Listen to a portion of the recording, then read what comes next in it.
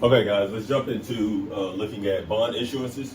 Bonds are basically loans that companies take out. They're usually not from a bank because they can get a lower interest rate, um, but they're paid back over time in the same manner as you would any other loan. Bonds can be issued at either face value, at a premium, or at a discount. Right now, we'll take a look at face value. This is the first one that the book goes through. This is also the easiest one to understand because when you have a premium or a discount, you have to amortize that premium amount or that discount amount.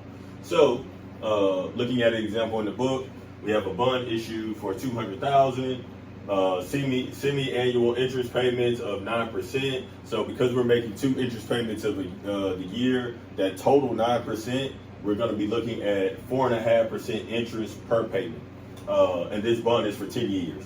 So, at the issuance of this bond, the journal entry we would have is we would debit cash because they are giving us $200,000, and we're crediting bond payable because we're going to have to pay this money back over the course of this 10-year period.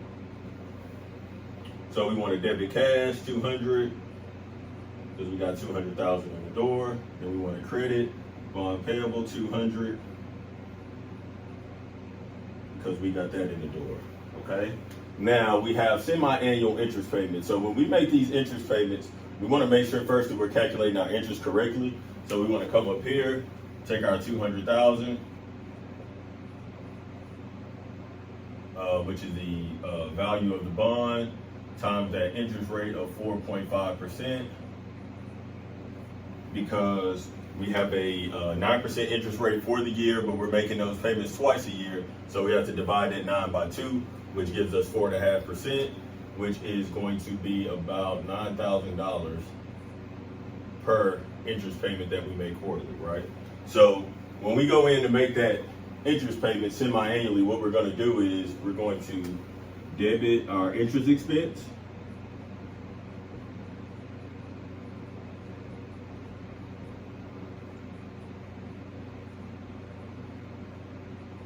and because we're actually paying this interest expense at this time, our credit is going to be cash.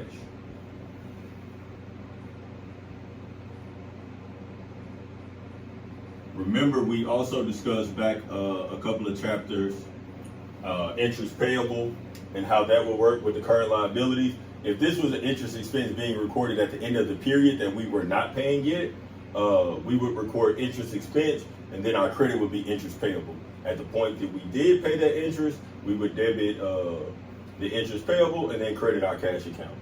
So this is how the recording of the bond looks. This is how the recording of the interest payment looks. At the end of the period, so we pay interest on these bonds. Once the bonds become due, we would come back, we would credit our bond payable,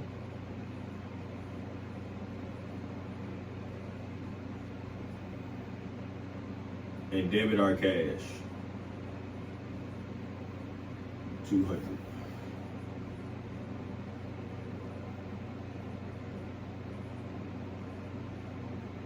And this is at the end of the period, once over the 10 years after we've already paid all the interest expense twice a year for those 10 years, and then we go ahead and we extinguish that bond.